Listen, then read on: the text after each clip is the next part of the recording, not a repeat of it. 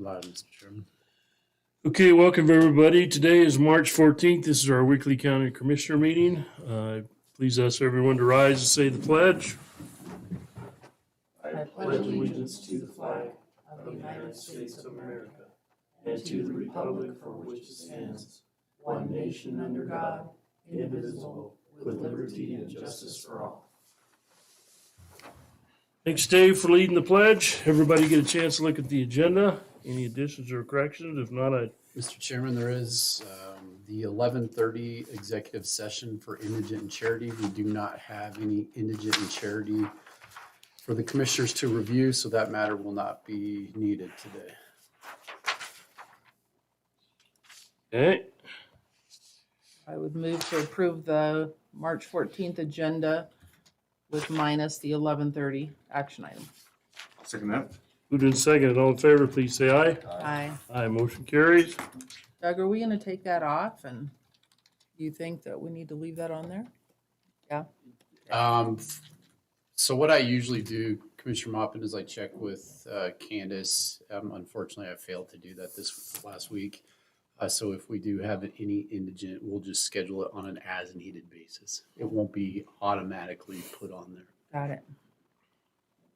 Okay, we'll move on down our agenda then. Our next item is an action item. These are the claims, board order claims, and junior college tuition, but I don't think we have any junior college, did we? We do not. But we have quite a few board orders. Oh, and I thought I left my claims. I had a couple of questions for you. But my computer must have reset. Perfect.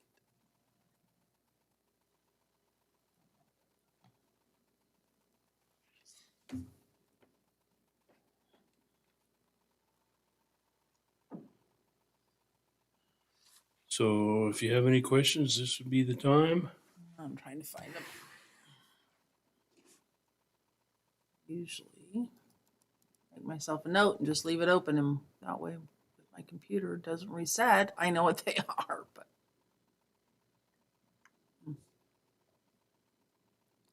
they were simple, and so that's fine. So the backup boiler for 23, that's just a down payment, right? You know, I don't know whether it's down payment or the full cost of it. I think it was around 46 for the whole. Yeah, it was 26,995, I think is what that came in, and then But it's not here yet. This is just to get that process it started. is not. I know that they're preparing to pour the pad for it. Good, good. I remember what they were. So parametrics in the planning and zoning Mhm. showed that it was through October Mhm. of 21. Mhm. So did that hit last year's budget? Should that have hit last year's budget? Or The That's bill would- just came for it. There's a couple of them that come in that way, and there's no way to go back to last year's budget to last year's closed. okay. So it just has to come out of this year's expense lines. And then I noticed on one of them there was a lot of 21. It kept saying 21 on them. Mhm. So Doug, don't we have a policy if you don't get it in? I believe that within- was the cleaning bill that came in. Yes, Yeah, and they billed everything, but it's all from this fiscal year. it is. Okay. Because that code on it contract showed- started in mid-October. Okay. Yeah, and that was what I was questioning, the different cost on it, but it showed like 7,500 a month, but it was all 21, and that's what I couldn't figure out. Yeah, they billed it all out at one time. Okay. That's my other question is, have you guys noticed, I mean, a lot of people bill like 6 months at a time for their telephone bills, like employees. The reason for that was because we were having a lot of problems with not having the monthly $10 cashed, and we're spending a lot of time tracking people down to get them to sign indemnity bonds so that we could issue another check, and then they still wouldn't cash them. So it was decided that the sheriff's department would bill those out in 6-month increments. Oh, okay, People are more apt to cash a $60 check than a 10. good to know. Okay. And the $10, so one thing that's still confusing to me is we all have a different expense item for our cell phones. Mhm. Yeah. And to me, don't we just offer one reimbursement cost? Depends on the amount of usage, but I would like during next year's budget, would like to talk with the commissioners about potentially transitioning to making it a requirement that all employees have county phones because the cost is drastically reduced. Mine's like $13.55 a month Correct. versus 50 or whatever Correct. it is. So- $16.55. I think that's something that the commissioners will need to review during budget preparation for fiscal year 2023. We kind of did that, though, didn't we, a couple of years ago? We We designated did, certain- yeah. I mean, we did. There was the amount of usage depended on what type of reimbursement you would receive. But recently, with the new business plan that we have with Verizon, to get a new phone on a monthly basis, it's $16. Yeah, $16.55. And I know it's inconvenient for individuals to have two phones, a personal phone and a county phone, but I think for cost purposes, it might be something that the commissioners consider. That was all I had. I remembered. I'm so proud of myself. Doug, I had a question on remaining cash. Are we gonna combine the health district and the indigent into one fund? Well, we're watching that closely. If Trying to indigent, figure out how to attack that. if indigent is automatically or indigent becomes non-funded account or the counties are no longer needed to have that account for extended expenditure purposes, we might be eliminating indigent and charity. But commissioners, we're probably going to have a little bit of indigent Yeah, we and need charity some. for burials, for rent Right. assistance. And transportation, isn't it? I mean, there's some cost still to the counties for transportation. Oh, Don't know if we've ever paid for transportation. they were talking about that last week in the legislative committee Like meeting. ambulance. So yeah. I don't think that that's been settled yet. on I exactly- don't know. I don't think we should combine those because in code you can levy for health districts and you can levy for indigent. Until that is modified, I think the way that it is set up will probably continue moving forward. I don't know until the closure of the legislative session this year. 'Cause that was one of the trade-offs when we passed that last year, was that we can use the indigent levy to fund. And Health we districts. did. If And you that's what I'm recall, saying, why are we still levying for health districts in a separate line? But maybe that's because that's a good thing. yeah, because code you can levy for health districts, and then there was that code that also allowed you to levy for your payment to the health district utilizing the indigent and charity levy. Okay. I think we're gonna have plenty there to cover everything, but. Okay, everybody good? Any more questions? Not, I'd entertain a motion to approve the claims. I'll make a motion to approve the claims today. Second. Who did second it? All in favor, please say aye. Aye. Aye, motion carries.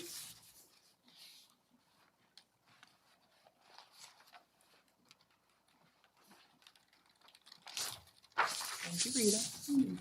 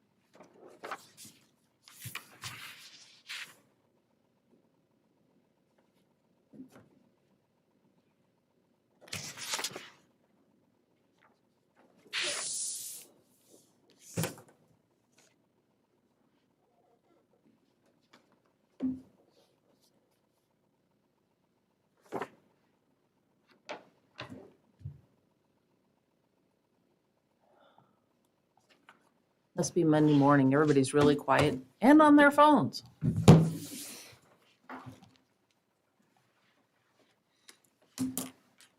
Okay, we're gonna move on down our agenda. Our next item is elected official reports. First one up is Assessor June. Good morning. Good morning. Not a lot, but a little bit. We have a new appraiser starting tomorrow. We have another one that when I get the green light from HR will be starting the 5th of April. We still have one opening, but I think we're gonna not be in a rush to fill it right now. With 2 coming on board, we're gonna be pretty busy. So it's worked out good because both of the new ones can go to school in April in Boise, take course 1, and then they can hit their second class this July in Boise. So that's working out really good. Not a lot to report. Kathy is working in the front office with Lori on mapping, and that's going great. She works with her 2 days a week. Probst comes in on Fridays and covers the front office, so Kathy can train with Lori. That'll be good to have somebody back up trained on cartography. So that's going good. And DMV's just going right along. I really don't have anything else. Thanks, June, for sending me the annual levy rates for all the counties. We ended up being fifth from the bottom. Yeah. But they're all really, really close within a few They are, points. they're very close. And Idaho County was, I think, first this year, with the lowest rate. So we're still doing good. We are. Hey, any more questions for June? All Okay, right, thanks. thanks. Have a great day. Mr. Miller.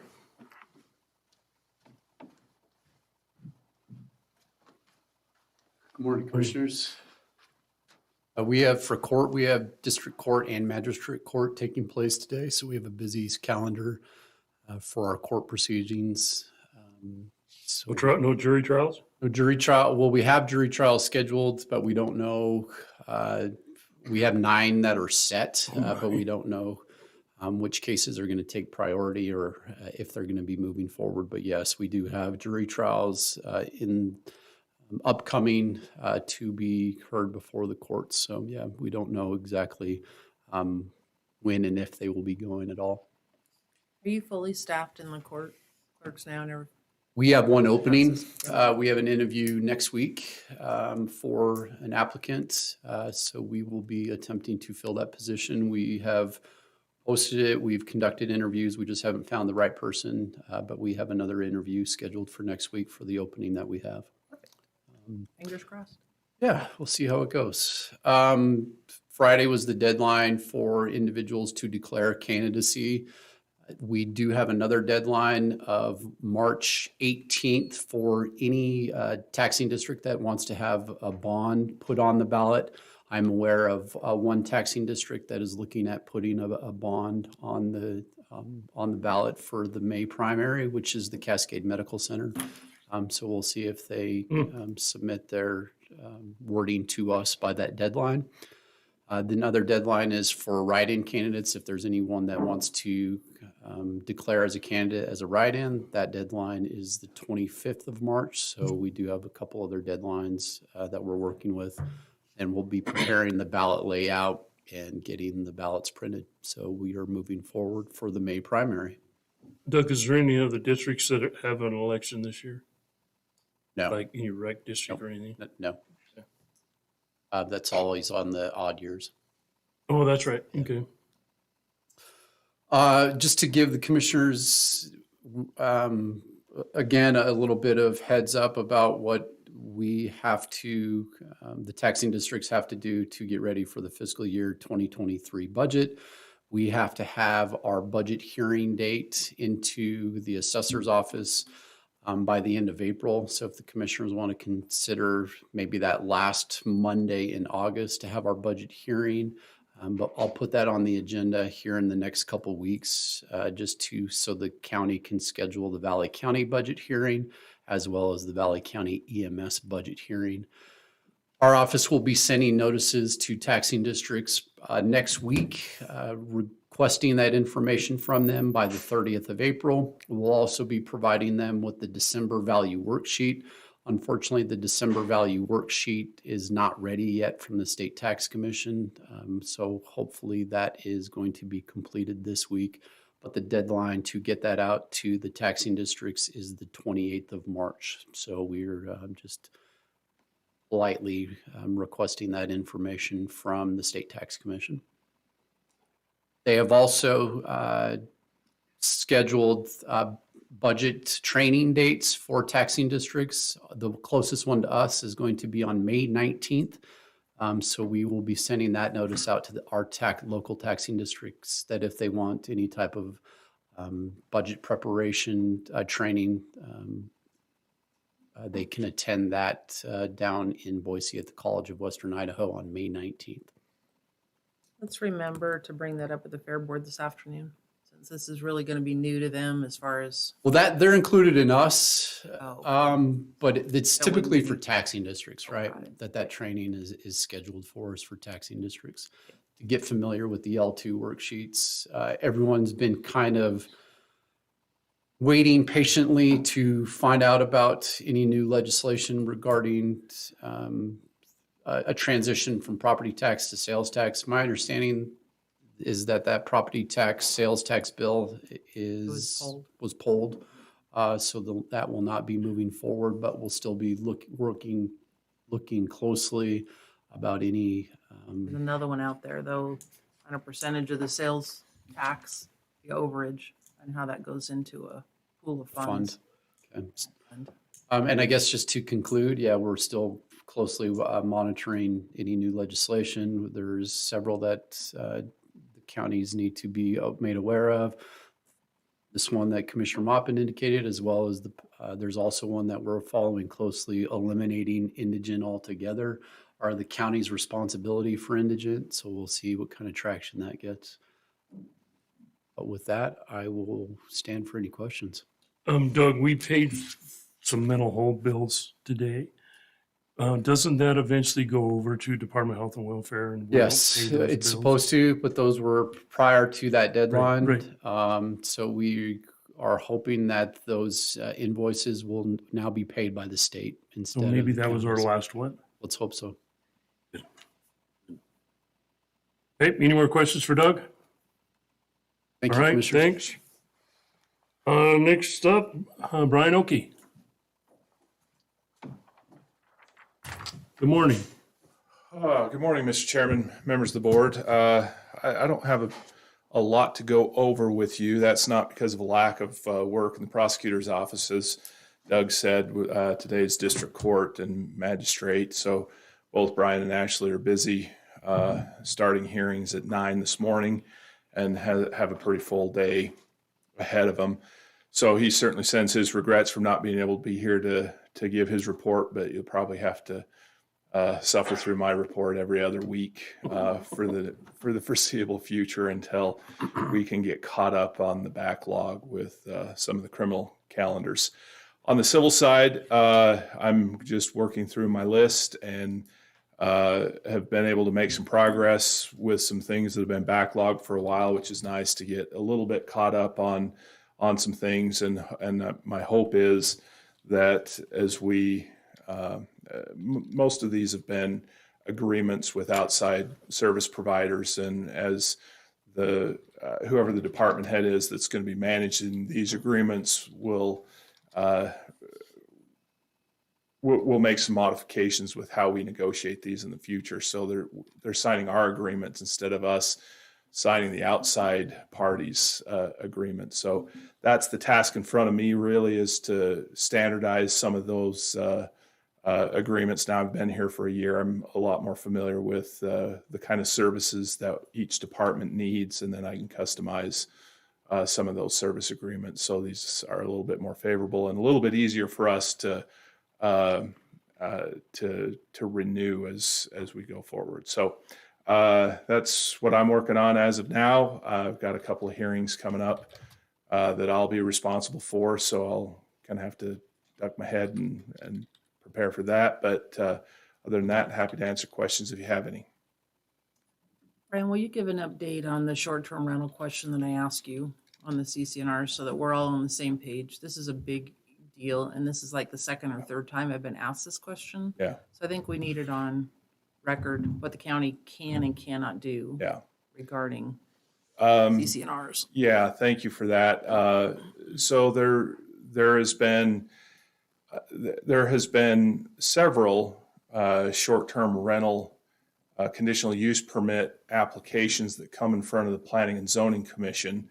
And as you may know, in our ordinance, we have a requirement that you apply for a conditional use permit if you are going to have more than 20 guests at one time.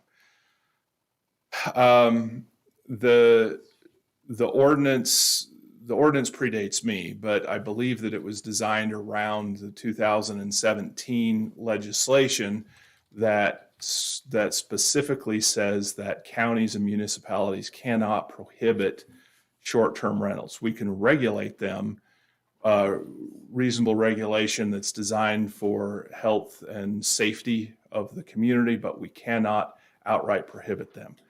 This is in conflict with some neighborhood CCNRs that were developed prior to 2017 may not have had any restriction on their ability to prohibit them outright. And I'm aware of a few in our county that the CCNRs basically say you can't have a short-term rental for whatever reason. And then there's this tension between the county approving a CUP for a short-term rental when the CCNRs in fact would prohibit it. Because of the statutory limitation for us to prohibit CCNRs, we really can't, short-term rentals, we can't really take into account or prohibit a short-term rental because of a CCNR conflict. That's going to have to be between the homeowners association and the new owner of the property. If we attempt to try and prohibit a short-term rental in conflict with the statute, we could have issues. We have legal issues with that. So I understand the frustration between homeowners associations. I think short-term rentals present some challenges for law enforcement and neighborhoods, but our ability to regulate short-term rentals really lies only in our ordinance, and that's as far as it can go. So can it be part of the conditional use process that the applicant get something from the homeowners association allowing a short-term rental? Well, our ordinance only limits us to requiring a permit for more than 20. So if there's going to be fewer than 20 occupants at any 12, one isn't it, time, Brad? we're not even going to see them in It's front 12. of the planning and zoning. It's only for those larger ones. Now, certain conditions can be placed once you hit 20, as long as they're reasonable, but they can't go so far as to prohibit them. I think we do need to go back and look at our ordinance. I've been talking with other counties, and they are doing some things through their fee structures, which are much higher, much higher than ours. And it's based Yeah. upon occupancy.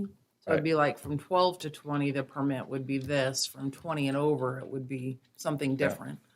So our permit fees. But we're getting a lot of information sent to us on short-term rentals in other states, which their laws are different. But Right. we're not getting as the follow-up article also, which shows the lawsuit that's been filed against them. So Yeah. a lot of lawsuits flying around on short-term rentals. I certainly think this is an emerging issue when it comes to the legal requirements. My understanding of the standard of 20 occupants at one time is that because of the safety requirement, that when you hit 20 or more, you're into that commercial lodging. So that would require the input of fire and EMS and smoke detectors and certain things that are required in motels and hotels that you wouldn't in a normal residence. So I think that's why our ordinance says what it says. Certainly open to the discussion of additional things that can be done for lodging that's fewer than 20. I think we have room within our authorities, as long as we're not just outright prohibiting short-term rentals. I think we can, as long as we have some regulations that are reasonable, we certainly have the authority to do that. And you know, Brian, is there septic systems, individual septic systems for houses that would allow 20 people? Most houses are 2 or 3 or 4 bedroom. That's I That's think kind of the that's one of controlling- the critical issues, and one of the biggest complaints that I hear when I attend the planning and zoning hearings and listen to people talk about concerns or issues that they have is 2 and 3 bedroom houses that were designed, a septic and a well that's designed for a normal 3-bedroom house, which, you know, six people is kind of the ideal for a 3-bedroom house, but is offering occupancy significantly higher, can overwhelm the septic system pretty quickly. And I think that's a legitimate concern that the neighbors are complaining about, and something that we can take, should have a discussion about as we move forward. Separate question, have you heard any more on the Tamarack settlement? That's still up in limbo? Still in limbo. Last conversation that I had with the attorneys was that they're working diligently on getting the final issues negotiated between the two. They say it's just a matter of if, not when, they get everything settled, but it's moving much slower than I'm comfortable with. We're the briefing from the plaintiff in this case was due 2 weeks ago, and it's never been my practice to ignore a deadline. But that's kind of the status of where we're at, and that prompted me to reach out to them and say, hey, what's going on? And I think their thought process is they're close enough to being done that the next thing that's going to be filed is a motion to dismiss. But of course, I'm taking their word for it, and that doesn't always come to fruition. Well, the reason I asked is I think I CC'd you on a question from a builder last week. Yeah. And I don't know if that was the right answer or not. That's why I CC'd you. I would much rather you answer those questions, but I just thought Obviously, the builders, quick and dirty. the builders are anxious to get their permits from the county, because building costs are going up by the minute, and certainly want to get a head start on getting things going and things proceeding. But as we have discussed in prior conversations, these are lots that are on the property that is subject to this litigation. So it's still in dispute as to, you know, whether a valid easement exists over this parcel or not. And again, these issues are resolved once Idaho Pacific Investments and Tamarack resolve their lawsuit. It would moot that argument. IPI would relinquish any claim to an easement there, and then Aspen Glade could proceed with final plat. And once we have a final plat, then building permits can be issued. So the message is, if there's been any confusion at all with respect to the message to the builders who want the permit, and Tamarack who's communicating with them, we can't issue a building permit until we have a final plat. We cannot finalize that plat until this litigation is resolved. So I responded to that also, and I called Chris Kirk, and I had talked to both Brian and Annette. And so Chris is very aware. You Yeah. guys need to resolve this on your end before you send builders our way. So I do think that North Lake has, one of the things that prompted the flurry of communications last week was North Lake had resolved whatever issues they had to finalize the connection to the sewer for Aspen Glade. And that, I think, in the minds of maybe Chris and some of those builders, was the last step, but in fact, it's not. So Okay. Okay. Any more questions for Brian? Thank you. All Thanks. Have a kinds, great but not day. today. Hmm? I said all kinds, but just not today. Sheriff.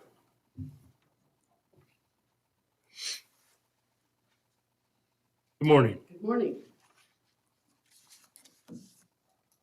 That poor microphone's gonna get wore out. What's that? That microphone's gonna get wore out. The electric one. Yeah, there you go. Okay, well, I was gone last week, went to the Western State Sheriff's Association conference and training. Had some good training there and had meetings with public lands representatives from Washington DC that usually do come out, and our relationships haven't always been, I guess I should say they've been rocky in the past, but we've been able to sit down and really talk with them and understand their side of the regulations and enforcement, and then with ours. And so those relationships have been strengthened, and it was good. Question on that. Was there any discussion with the federal guys about providing more LEOs on their ground? Well, this discussion was that we were trying to get more funds for our own enforcement, and yeah, so Good. I mean, the money is tight out there too. So Okay, and you have an action item? I do. I just wanted to finish this. Oh, sure, I'm the rest sorry. of I'm this. sorry, I thought you were done. And we talked about the jails, because the Western sheriffs, the ones who have most of the Western sheriffs, or all of the Western sheriffs have jails, where not all of the Eastern U.S. have jails. And so we had, a lot of us have the same issues. And so If they don't have jails, where do they send their inmates? well, they have police, or I shouldn't say they should have, they don't have the same as we do. They have police too. They have like city, because they do more of the civil processing than others, because everything's within the city limits. Interesting. And talked a lot about the border issues, that the southern border, that so many of the small area sheriffs have to deal with, and the problems that it causes. And what the media isn't presenting is that all of the influx is taking the Border Patrol officers to help process them, so then more of the drug runners are getting through the border, and not just in the border states. That all affects, the whole USA, all the other states, with all of that the drugs coming in, the fentanyl coming from China to Mexico and coming in to the US. So we all are affected by it, not just the border states. So we had some good discussion on that too. Anyway, okay, so this weekend was the Disabled Veterans Ride. A couple of my deputies were involved with that, and so that's been an annual ride for the last several years, and really rewarding too, for not only for the veterans, but for the staff and all the volunteers that help out with that. So this agreement, I've just been kind of delaying just a minute because I don't have a copy of that, but my staff is bringing that over because I did not get a copy of that. Oh, Doug has it? Okay. So let me grab that.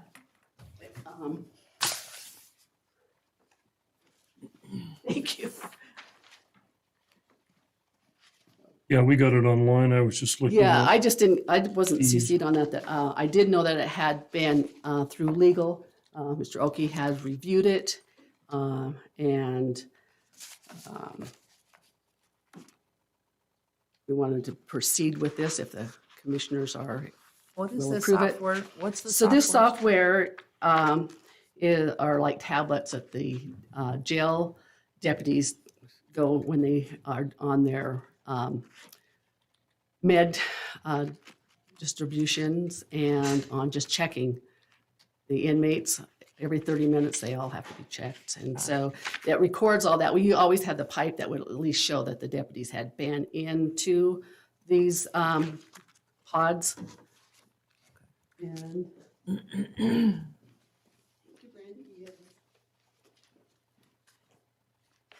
so now I have two.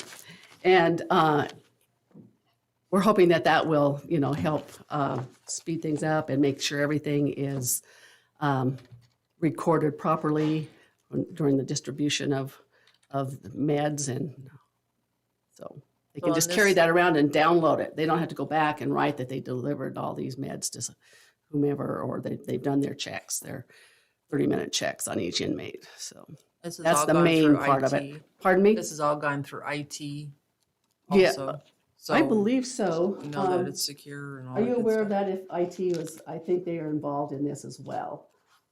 Which agreement is it? This is the one for the tablets in the jail for the deputies that are doing their checks and distributing their medication to the inmates. Guardian, RFID? Yes, and it's partially funded through ICRAMP. It's something that they had done in the past. We didn't get on board back when they were first doing this, but they have brought that back. There's several other jail facilities that want to get on board, and they're willing to put up some money for it. And this is already being utilized, correct? Oh, yes, in several jails. But in our jail? Or is this? It's new to not in us? our jail. Well, No. this is kind of a new deal that It ICRIP's is. recommending. Mhm. Better tracking. I was really struggling to figure out what this one was about, honestly, because it doesn't really call it out in the bid itself. And I don't see where are the costs associated, They're down there a ways. like right in the middle of it. Looks like page 27. Thank you. There we go. Like I said, I didn't have this with me, so I haven't had a chance to go back over So over this total price of final. 15,006, is that per year? Is that, because I see some of it's for 2 years? I think that's the initial. Yeah, there's a yearly fee structure below that. What page are you on, Commissioner 28? Bingaman? I'm down to 28 now. Okay. There's the renewal. Okay, fees there we and the go. Yearly fees. So I'm assuming we budgeted for this? We had not, I don't believe. We had wanted it, but we didn't. We weren't sure that ICRIMP was going to be able to get it in place. So the So funding we're just gonna structure have to- for Pardon me? this, the funding structure then, you said it's partially with ICRAM. Where's the rest of the funding coming from? That's what I have to figure out. And us too. Right. So I'm going to look at that and, but if we can't get it this year, then certainly we'd want it at the beginning of the next fiscal year. But we're I going to think it's look a at great our, thing to have, but it's gotta be Yeah, within a budget somewhere, so. and we, if you do not want to make a decision on this yet, at least have it. Dov, where are you Decide. thinking about taking this up? I'm sure you've already looked at this. And how much is ICRIM supported? It's a, My understanding is it would be a reimbursement. We would have to expend the funds and then we would get reimbursed from ICRAM.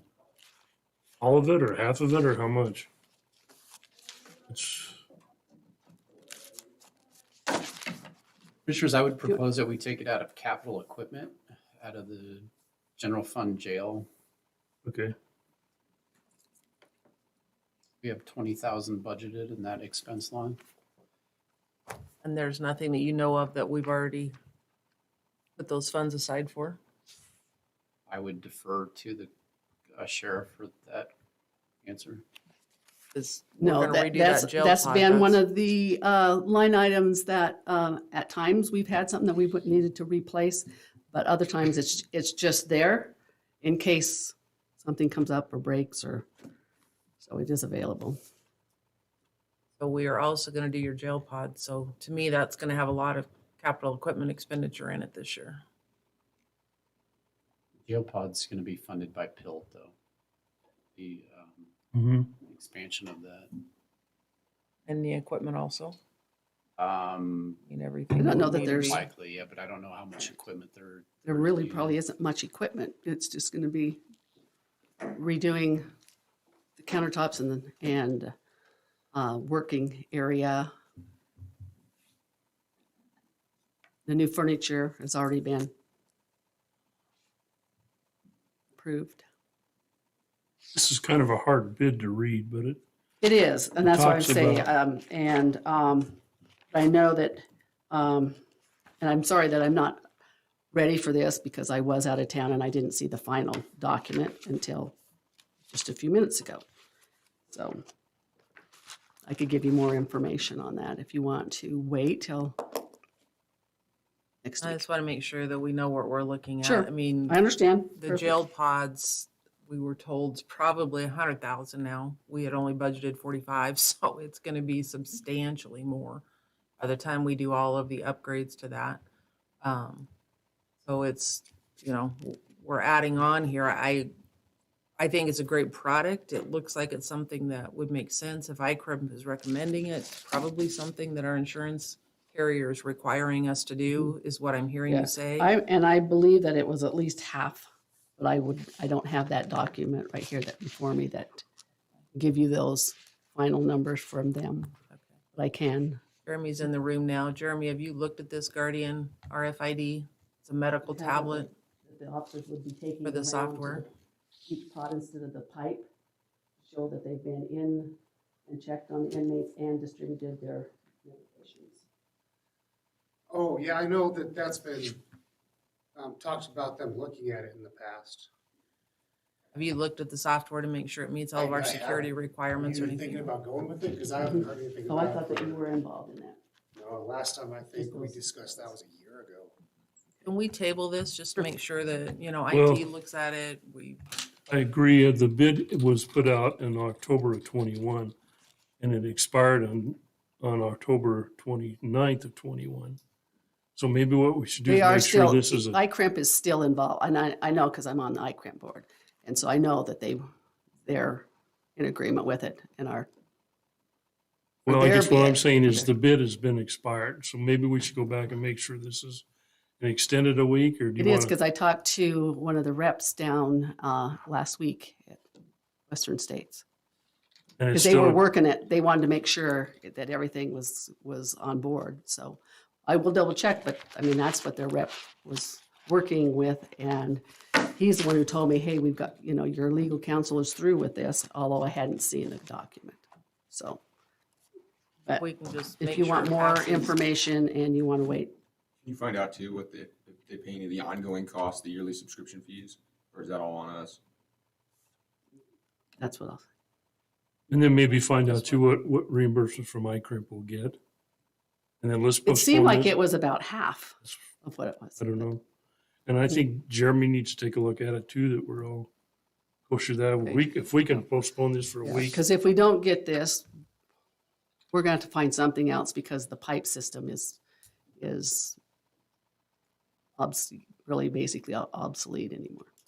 It's So hard you're- to get the repairs done for that, and so you're feeling like we need to do this today, or we can we wait need. a week? Well, we can push it out so that everybody knows exactly what's going on and the we just all costs need to make and the sure we're on the recurring same page. costs, and more so than just what's written in the document, that we have those questions answered for you and for myself as well. Okay, so then I think we should postpone this Okay. till next week and get it back on the agenda as an action item, and we can get our answers Okay. between then and Perfect. go Right. from there. Where are we gonna fund it from and all that stuff. Okay. Okay, Mhm. anything else? I don't have anything unless you guys have something. How are you doing on filling positions over there? Do you guys still have quite a few open? We have 2 in dispatch. And how many in- I think we're at 3 in the jail, because it keeps changing. 2 or 3 in the jail. and I know that Post has increased their class sizes now. Some of the COVID Oh, good. restrictions have been lifted, so more can get through. So one of our detention deputies that I have brought over for road deputy will be able to get into the next academy in May. So that's good Awesome. too. We have two that will be going to detention. Okay. Any more questions for Sheriff? All right, thanks. We'll see you next week. Okay. Treasurer, Johanna. Good morning. Good morning, Commissioners. Happy Monday Good Monday. after daylight savings time. I don't have much of an update today. I only have the action item on the agenda. We are requesting Commissioner approval for a $1,000 increase in the assessor's debit card. This is to help cover training and travel costs. As you heard from the assessor's update, we have a few new people starting and sending them to school. When those trainings are booked, it books up the whole balance, and then they aren't able to make any other purchases for a couple weeks. So if we could bump it up to $3,000, that would help that department pay for their stuff a little more efficiently. And June's the one that has that card, right? She the only one? Okay, perfect. Okay, so I'd entertain that motion. I move that we increase the assessor's debit card limit to $3,000. Second that. Moved and second, all in favor, please say aye. Aye. Aye, motion carries. All right. Anything else? Nothing else from me. Any questions for me? Don't think so. All right. Have a Okay, good have day. a great day. Move on down our agenda. Our next group is the department heads, and the first one up is Annette. Good morning. We're getting a little bit busier. We've issued 23 permits. I got at least 10 more on the shelf and probably 5 or 6 on my desk, so it's starting a little bit. Had a meeting with Tamrac and their engineer for the 2 Quonset huts. They're getting ready to start those probably in another month or 2 for their employee housing. And then another meeting for their Lakewind addition. Foundation's already poured, and it'll just be another 4-story building. And that's in the village. Yep. That's right next to the members lodge now, right? Yes. The bottom will be retail, and the other 3 floors will be housing. Or Are they residential. going to apply for permits for their charter school?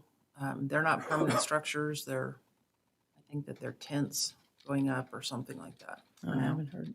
Haven't heard anything about that. Will they be required to do that just for health and safety reasons? Make sure those kiddos will be okay? Yep. Okay, they will. Annette, I have a question on the 4-story. Are we looking at EM or fire having to buy some ladder trucks here before long?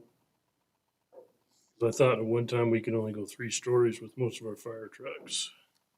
Well, Jess Ellis, fire marshal, they've already been in contact with him, and he's approved everything, so I Okay. don't know. Okay, as long as they're, because I think that's something they're probably thinking about. So they're building a fire Station, station over there. So they're going to have to put a ladder truck out there, I would assume. ladder trucks are Probably. super, super expensive. I bet. That's something we need to think about when EMS and fire long-term is we need to get a bigger truck. Yeah, Okay, I would think so.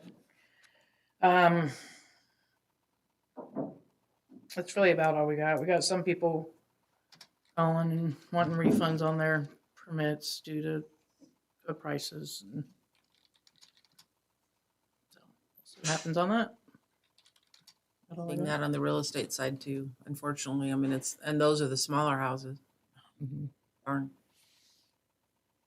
I think it's probably smart to wait and see if this won't get cheaper. Yeah. This stuff is so expensive right now. Put it off a year or two and maybe something else will happen. Yeah, you never know, I guess. Okay, any more questions for Annette?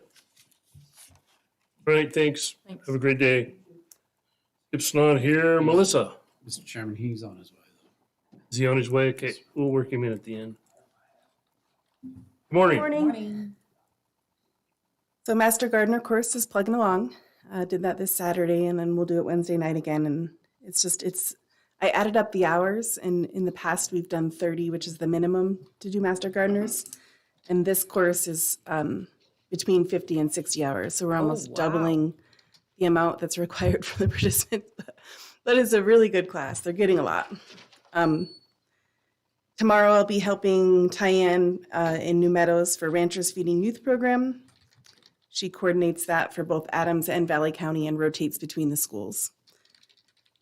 Working with the City of Cascade, 2 projects, the placemaking and the Cascade Mobility Team bike and ped counts. And I will be getting information to share with you, Mr. Bingham, as promised. And I guess, you know, there are some challenges with getting to my programs. And I can speak to you directly, but I've been absorbing the cost and I don't want to do it anymore. So I'm asking. So it's difficult because, like, for example, tomorrow I'll just drive my vehicle, and I've been doing that because it's hard to get the car in Cascade to then go back to New Meadows. So my time-wise, it doesn't make sense for me to drive from McCall to Cascade to pick up the car to go to Meadows. And in the past, some of the things that have been suggested will bring a car and leave it over at the jail, or not the jail, but the at Skips. The annex. Yeah, the annex. But that's difficult because then I need to have my vehicle to be able to get my daughter, and so then that doesn't really work for me either. And so it's just been kind of something I've been avoiding because. So you're not asking for reimbursement? No, when I'm you not. Use your own personal car? No. So I guess if I would like to get reimbursement, what should I do? Put in a mileage claim. And does it have to get Is it- pre-approved? Because I think in the past, Technically, the policy indicates, commissioners, is that if a car is available, the county was not willing, or it per policy, it wasn't allowable to provide reimbursement to employees if a county vehicle was available. So if the commissioners want to look at changing that policy, that's something that probably needs to be done, or make an adjustment prior to a change in the policy. But right now, the policy indicates that if a vehicle is available to an employee, the county would not provide any type of mileage reimbursement. I guess I'm questioning what available means, because if we do have, if we've just begun discussions about maybe having additional office space available in McCall for prosecuting attorney or, some of these other departments, they're going to be in the north end of the valley. It does not make sense to make an employee come down here to grab a car to go back to the north end of the valley. That makes no sense at all. Well, it's an option for employees to do that if they don't want to pay that expense. I think this is kind of a unique situation with Melissa, on the fact that it doesn't make sense to drive all the way down here to get a car because you've already put miles on your car to get down here. well, and I think it's a family-friendly kind of thing that I need, because even if I was to get a car and work the end of my work schedule of coming down here, then I don't have another car at home. And I could take a bus, but it's just really hard. Commissioners, it's also in the policy, or I don't know if it's officially in the policy, but if an employee needs to take a vehicle home overnight for a meeting, to leave for a meeting from their house, the commissioners approve that as well. So I could discuss this more with Dr. Bingman. Sorry, not Dr. Mr. Wow. Dr. Now you're a Mister. doctor. Yeah, I was gonna say, I've got a lot of I have lots of doctors in my lives that I'm addressing. So I'm up there. we could discuss this offline and then figure out the best way to move forward. But if there was some way to address this, that would be great. So we just went round on this too, on the IRS policy and how this impacts. So Pat, maybe you could look at that again in Melissa's case, as far as any kind of IRS, concerns that we have. For work, we're reimbursing her for work purposes. It wouldn't be IRS. It's only if they take the vehicle home. Got it. And they're commuting in it, but it becomes an issue. To me, I have no problem reimbursing Melissa in this scenario because it is a very unique scenario and I don't know who else lives in McCall that has to drive down here and pick up a car to go back to McCall. It just doesn't Yeah, make I would be sense. kind of careful about just go ahead and opening the door on this because this can get out of hand really fast and get yourself in trouble. I like the idea of, the day before, take a county vehicle home to your house if you're going to go to New Meadows the next morning. Doing it that way, that's the way we kind of set it up. But to kind of give people a free for all to get reimbursed for mileage, we'll get kind of like the cell phone thing, gets out of hand really fast. Or if there was a vehicle that was in McCall, permanently placed and available for county use, that would potentially address this too. And it doesn't happen all the time, but I feel like I would like to get, I feel like there's probably a solution here that we could figure out. And I would get with Commissioner Bingham and see what you guys can put together. It would Okay. be kind of nice to know about how many miles you're thinking of a year. How often does this happen? Mhm. If it's once a month or once every year, it's a different issue than if it's every other day. Okay. That's the way I would approach it. And then you'll get a big picture update on 4-H later, but Allison's been putting together drone camps, and that's coming up over spring break. And she had the livestock weigh-in over the weekend. And she, in all honesty, has been the busiest I've ever seen her implementing the 4-H grant that has come our way. And it's one thing to do, your job, but then it's another thing to do your job and manage other people doing the job that you've envisioned for them to do and creating those partnerships, right? So there's multi-tiers happening now. And so I just wanted to kind of front load that concept into your brain and in a little bit of preparation of what you see her present later today. Well, so- didn't she approach us here a while back about needing a part-time? Yep, and she's going to present later today during the commissioners' meeting about that position. Okay. Yep. Yeah, the fair's definitely getting big enough. Yeah, and it's bigger than just the fair too, because the animal market projects are just one component of 4-H, and so there's a lot of sewing, there's STEM programs, there's drone, there's 3D printing, there's just. It seems like an infinite amount of possibilities and opportunity. If there was, it's whatever you can capture. There's just a lot to implement when it comes to that 4-H program. And Allison, through additional grant funds, has been able to implement and launch a more significant part of science, technology, engineering, and math programs. And that's wonderful. But it is definitely a lot more than that position ever has been before. Melissa, wasn't that why we kind of did the AmeriCorps position though?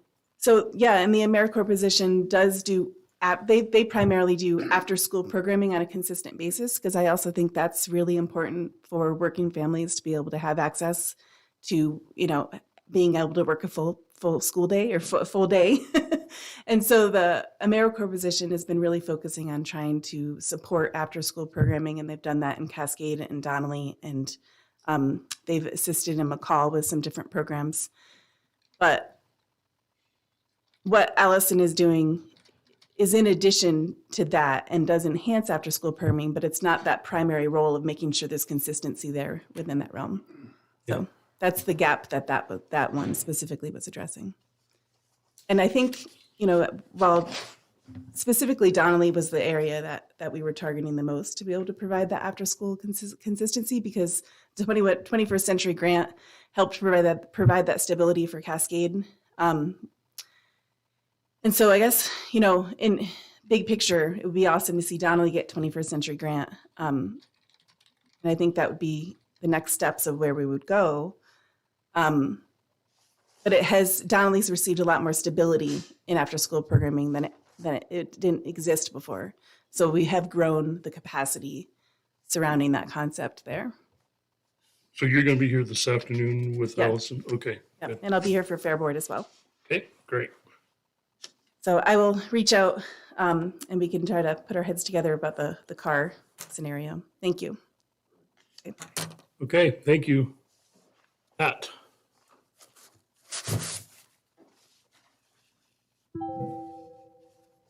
Morning. Microphone up and down and up and Yep, down. yep, it's right? gonna fall over one of these days. Yeah. Tighten it down some more. So we do have some good applicants in law enforcement. They are going through the background process, but the dispatch is moving a little slower than I'd like for it to be. What I've noticed is as far as people applying, that has decreased quite a bit. But in the meantime, we do have some good applicants that they're working through. So hopefully we'll get most of the law enforcement filled. We did post a detective position because we had either a detective or a patrol deputy opened.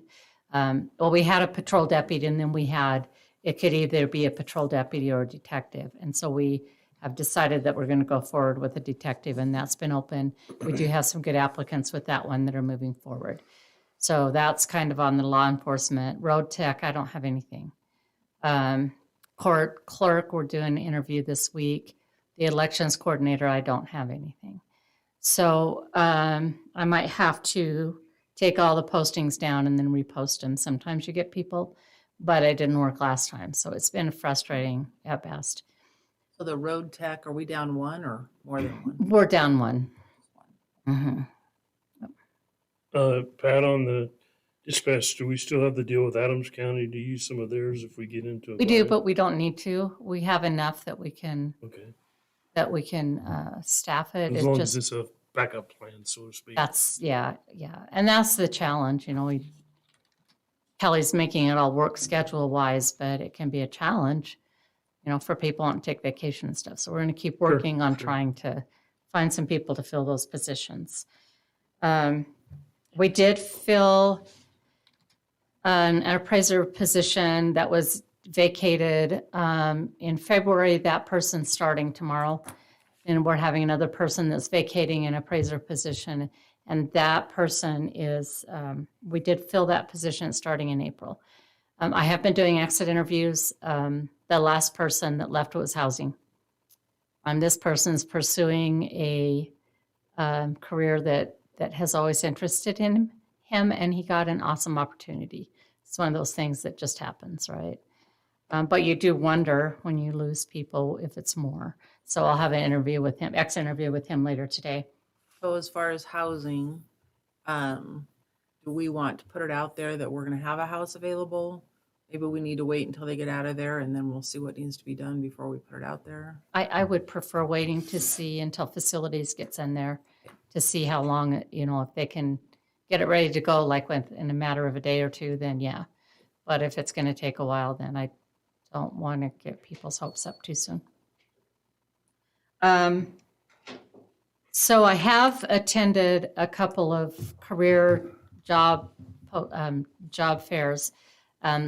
Boise State was in February. The week before last, I went to a law enforcement career day for CWI. So they have a law enforcement program there, and the people can take their post exam, and they just have to do the field orientation or the field training before becoming an officer. So I did that one a couple weeks ago. Last week, they had a job and career fair at the main campus for CWI. Not last year, last week. Felt like last year. So I went to that one. It's hard to know with the college when you go to those fairs whether or not they're effective, but it gets us out there as a possible employer. It talks about Valley County. Some were interested in internships. I asked them to reach out to me, and then we can see what we can do. Again, it's a housing issue. But if they have a relative that has a cabin or something up here where they can stay, it may be an opportunity. Or if it's something that they can do virtually. So again, those are opportunities for us that we can possibly pursue, at least on the interim side of things, but gets people in the door and gets them thinking about it. So it was a good job fair. There were quite a few people that came by and checked us out and stuff. They were doing little employer snippets, video snippets of just why we would want as an employer people to go on as far as students. And so they had me do a few of those. So that was kind of fun. And then I will begin looking at wages probably in April. Scary proposition, but we'll see what happens economy-wise. Lot can change in a month. I did just notice one of the articles from SHRM was that private employers are going to be raising their wages on an average of 5%. That's private, totally different, but we can't ignore it either. So it's something that we're going to have to look at. I can't say that we're going to squeak by with just a 3% again. It may not happen that way. So we'll just have to see. At the health districts right now are looking at a 4%. Yeah. Keep that in your mind. Yeah, I know. They're losing staff too. Yeah, we're doing pretty well, knock on wood. So for the most part, we have a stable employment group. But, things happen. It's not summer yet. So I think we really need to push our benefit package because it's not only the wage rate, it is the benefits that go with it that are so much different than what other people are offering. yes, which we do. That some people they're not caring about benefits. They just want money. And those are hard to compete with. But a lot of people, if they have families, definitely want the benefits. So we talk about them. Okay, any more questions for questions? Pat? All right. Sounds like you're on top of it. Thank you. Trying to be. Thanks. We're gonna go back now to Skip. Commissioners, Good morning. Morning. apologize for my tardiness. I woke up and found that the snow came off my roof and buried my vehicle duly. Oh. So at least there was no damage. There's a message from God there. Yeah. Do you know what? I'm just glad it's melting. Right. So I have a few things to go through. First, you asked me during our last coaching just to keep you involved, keep you updated on what we're doing in the community. And really, Dee Dee's the only one that has stuff going on as far as community education and training. Sorry, I have contacts in, so I have to wear my readers. So anyway, March 16th, she's doing a Cascade facility connecting resources and engaging family training. March 17th, she's doing the CMDT.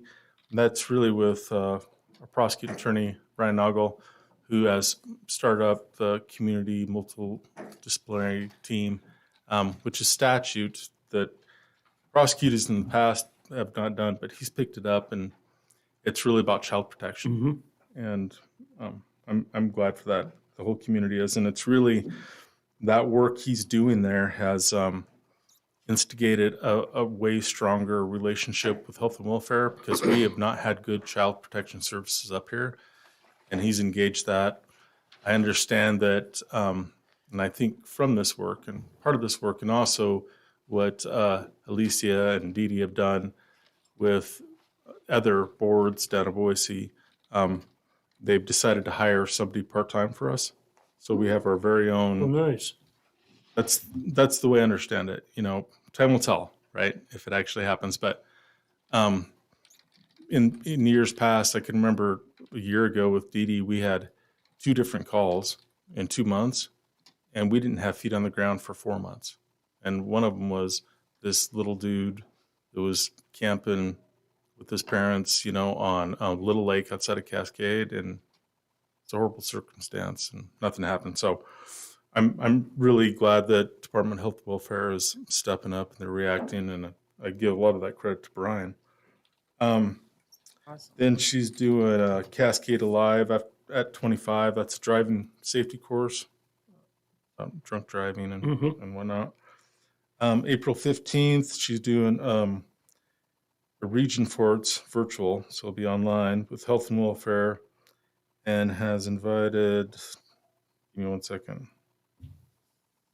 It's those. So she's doing an online training course, and it's really talking again about juvenile justice kids and those who are in child protection, developmental delay, and/or mental health.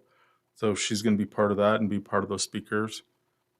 And then April 27th, she's doing a virtual for family advocates, and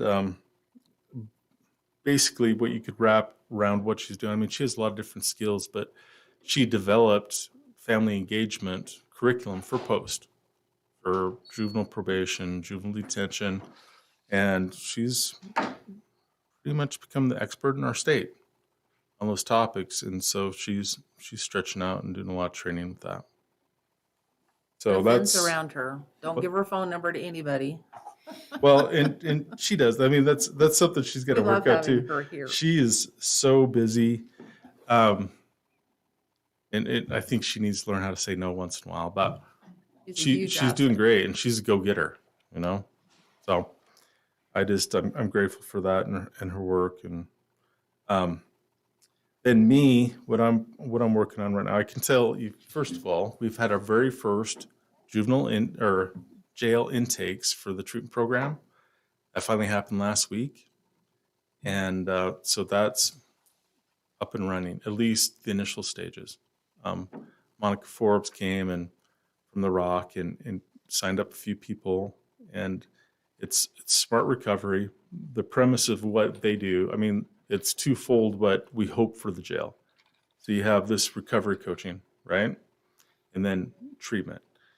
The treatment part would have to be through CIC or some other counselors online, most likely.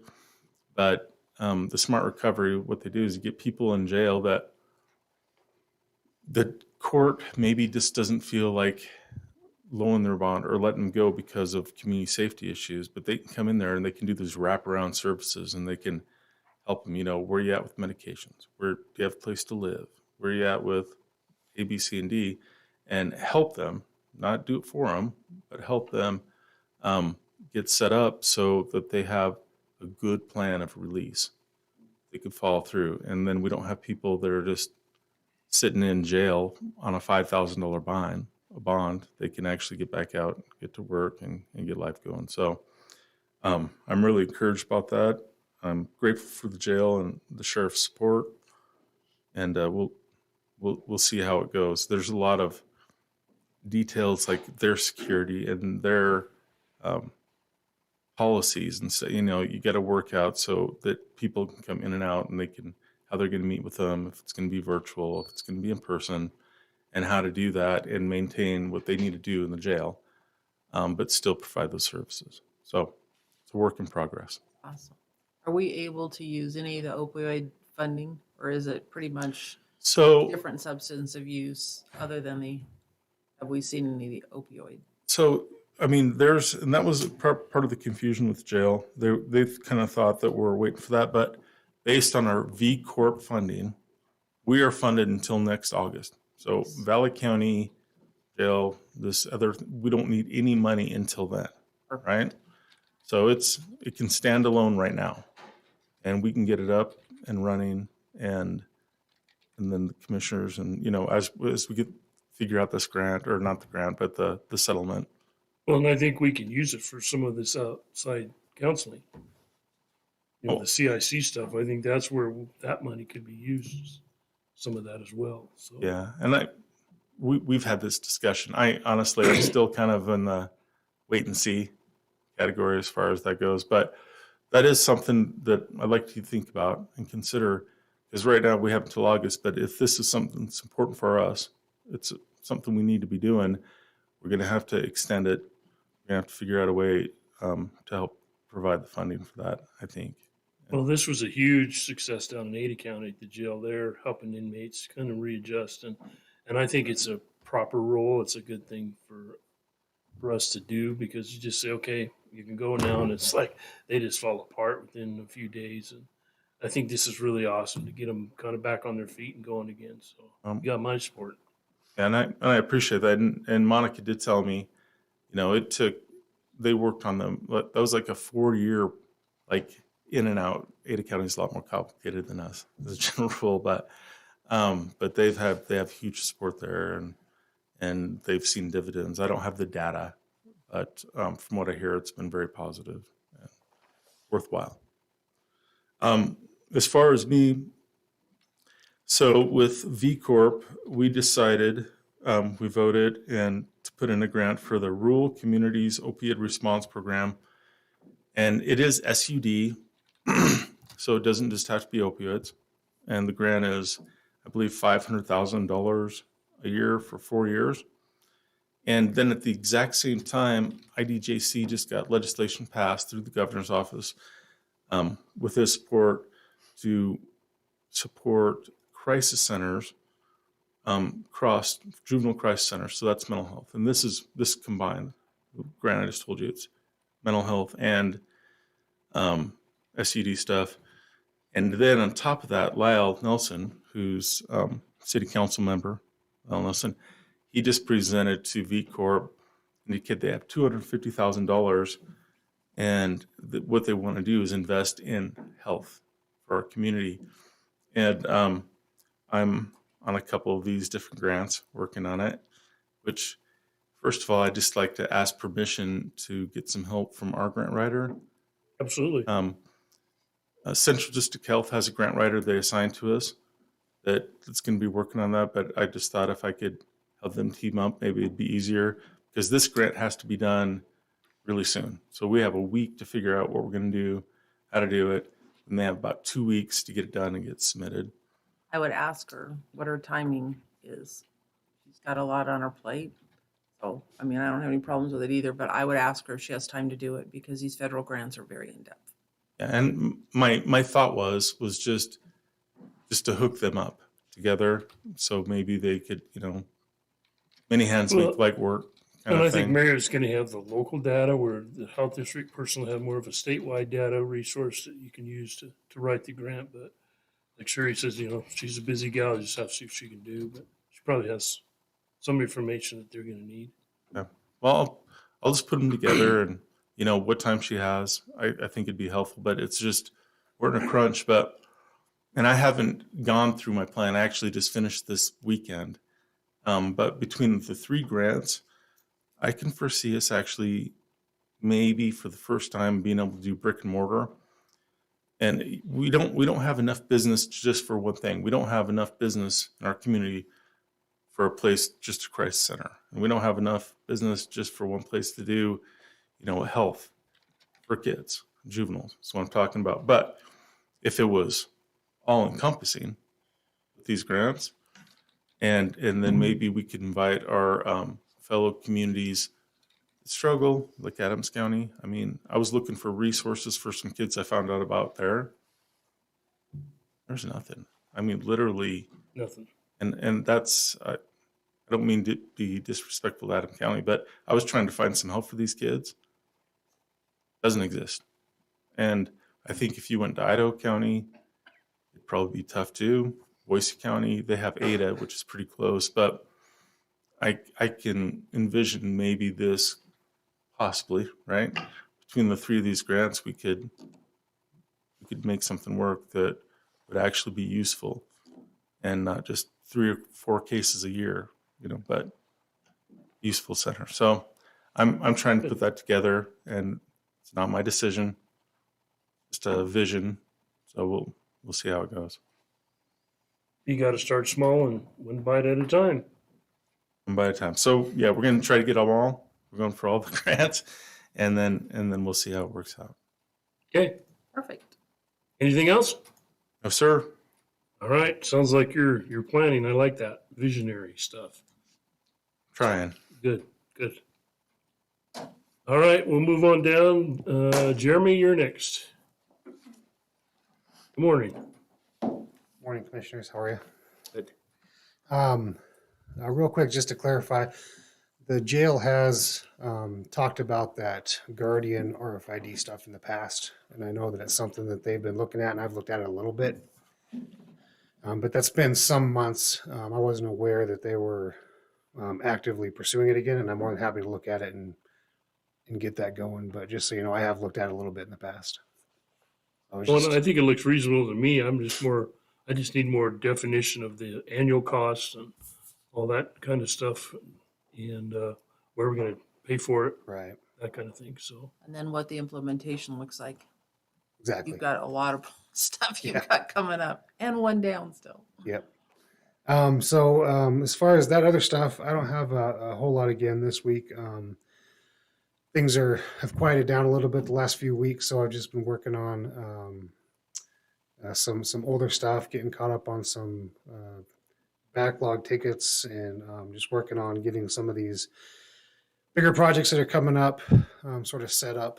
The replacing all the computers, like I mentioned last week, and replacement software for computer arts, and the Laserfish stuff moving to the cloud. So I'm still in sort of the planning prep work phases for those. I'm sure when those all pop up, we'll get pretty busy again, but right now everything's kind of settled down a little bit. So Good. As we used to say in the ranch, just ride the horse for a while. yeah. Okay, So any with questions all for the Gary? Oh, go ahead. cybersecurity risks that are going on with what's happening in Eastern Europe, are we, are you having to do anything extra with cybersecurity? I mean, we're protected. There's been a lot of conversation between the commissioners throughout the state. Mhm. Yeah, I think we're pretty well protected, and I haven't done anything extra other than I'm always reading those alerts as they come out. I get the stuff from CISA and Homeland Security, all those sort of alert bulletins, and so when they come out and they say, "Hey, this new thing is out," and here's sort of they call them indicators of compromise. Always take a minute to look them over and make sure that we're not seeing any of those and those sorts of things. So May just want to keep up on emails with the employees. Please don't open anything. Don't open these links unless you're expecting something to come. right. I just know there's really heightened risk right now, so. don't There wanna go really through. is. And there was a big campaign that we've been working with the Secretary of State where the election's coming up, and there's a big email campaign that's been ongoing for a few weeks now that we're keeping a close eye on, and our email filters are catching all of it so far. So Good. It's good to hear. yeah. Okay, any more other questions? All right, thank you. You're very welcome. Cinda's out this week at a conference, so we'll move on down to Larry. Good morning. Good morning. Well, wasn't Saturday beautiful? Holy moly.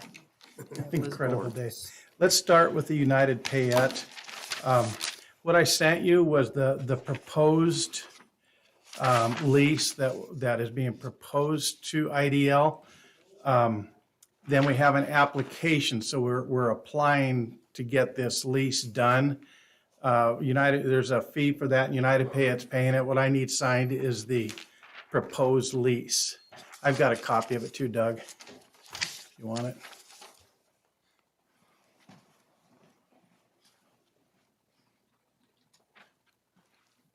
Same when we do the snow growing. And as Scott Corkle told me, after we get the application in, then we'll start negotiating the proposed lease. Oki and I have gone over this a number of times, and of course, our concern is always we don't want any liability for the county. And they change, and I'm sure you guys noticed, we changed it to a 2-year lease, and they'll pay the entire lease up front. So there's no financial liability for us. So there is still the extra year that could be added if they come up with that funding. If they come up with the correct? funds, right. Okay, great. Yeah. Good job on this. This is really exciting. Yeah, I agree. It's been a journey. And I hope it works. We'll just see what the state does with it, but we've done our side. Mm-hmm. United Paid, gone as far as we can go, so I think this is great. This is an action item, so I need a motion to approve. I'll make a motion that we approve the proposed terms for the conservation lease and allow the county to submit the application for it. Second. Moved and seconded, all in favor, please say aye. Aye. Aye, motion carries. Thank Now, you. this is for the separate item, right? Yeah, well, no, This is an yes, application? yes, that's the application. So Doug, can we vote on this today too? Yeah, it's included. I just included. This is all Well, I was included trying in to part get of, clarification from Larry. He sent that to me after this proposed terms for a conservation list. So do the commissioners need to sign both documents? No, just the application, to IDL. okay, I want you guys to look at this before we approve it, just to make sure you're good with it.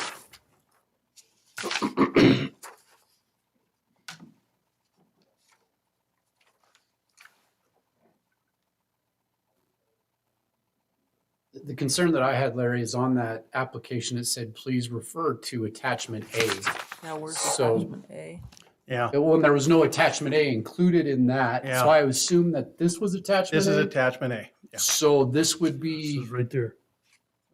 Yeah, that's what we're asking IDL to come back to us with a final lease. So we're going to be back here again, voting on this again after IDL does all their work on it. Okay. This is just a So we preliminary. don't need to take a vote on the application itself.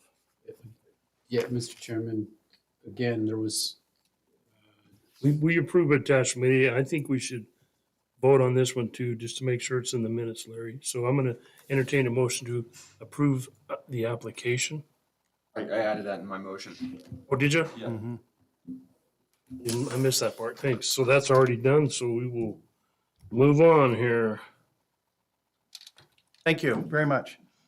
Anything else? Go ahead, Larry. If there's something else you So have. we had a winter rec meeting, and of course, it came down to the same thing. We're moving forward on flyers to place in all the Airbnbs and the hotels, and educating people on closures and for winter travel. We had an advisory board meeting, and we discussed finances, and I challenged the clubs to come up with plans for where they want to go in the next 10 years. As far as one of the things we've been watching is on the Boise, they're approving these mobile warming huts that they're putting in places that the sheriffs can use, the search and rescue can use, and also it's used by different groups that go out on the forest. The fun stuff now, our disabled veterans ride. Incredible again, as always. It's just a very emotional time, and I just really want to thank Valley County Sheriff's Department, our office. They did a wonderful job of communicating with people and showing up and saying thank you. It was really great to have them. Valley County Search and Rescue was there, and they cooked burgers for everybody. We had Ben Esplin from Mountain Meadows donated 28 of his rental sleds for the guys. So we had 28 plus other ones that people had brought, and it's growing. I can't say enough, when Valley County pulls this stuff off, we got to be proud because our guys are so incredible, all the things that have been done. Anyway, we're sending letters to all the different groups that were involved in it, and just thanking them.